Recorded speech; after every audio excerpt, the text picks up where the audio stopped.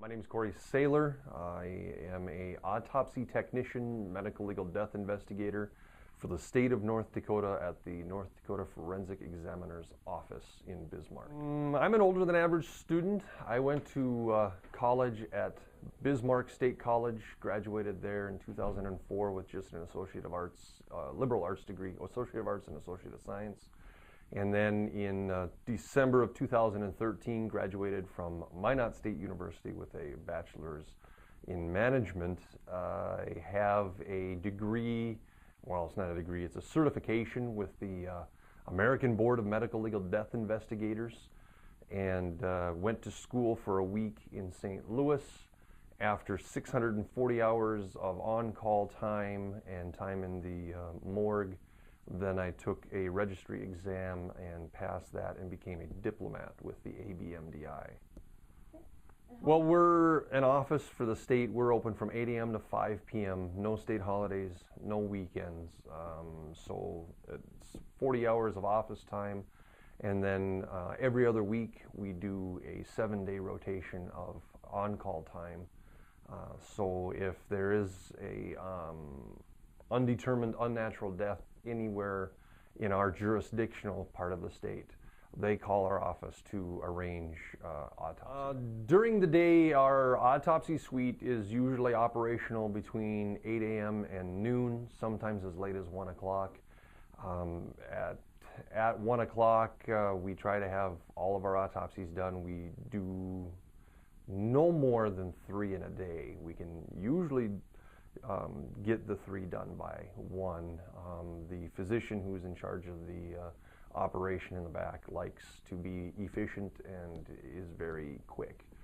And then after 1 o'clock, we spend the afternoon usually doing paperwork, follow-up phone calls with funeral homes, law enforcement, family members.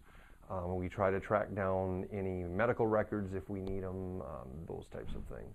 I do every 2 years. I go down for a master's conference for the ABMDI in St. Louis, and it's a week-long program. It's for recertification. After 5 years, you have to have 54 hours of recertification. Prior to being here, I was in EMS for 13 years, 9 as a medic. That has been a huge asset. Medical field is big here. The majority of our employees are in a medical field background. We have pre-med students from University of Mary. Pre-dental students have come through. We've had phlebotomists, lab techs, CNAs, PAs, RNs, and we've got surgical techs. We have firefighters, ambulance people. So medical field is a large part of what we do. I needed something to do after being in an ambulance, and this kind of seemed like a logical choice at the time. So I came here 9 years ago. I wasn't the first choice for the job, and I've been here, and I really like it. I like it a lot. There really is no, per se, training for it. As an autopsy assistant, you come in here with a medical background, and it's on the job, hands-on kind of training. It's a see one, do one, teach one philosophy. And with the medical background that you have, it works quite well because, yeah, we collect evidence, yeah, we deal with law enforcement agencies, but majority of what we see is internal with the human bodies. The most difficult are some of those decisions when they call about a case and it's kind of one of those gray areas. There's no injury, there's no suspected cause of death, there's no reason that an outside force acted on them. So it's not an unnatural, but it's still an unusual. So it doesn't meet both criteria, but yet we bring them in. And sometimes if you don't bring them in, then you find out something else and you wish you would have brought it in. So usually we just bring it in.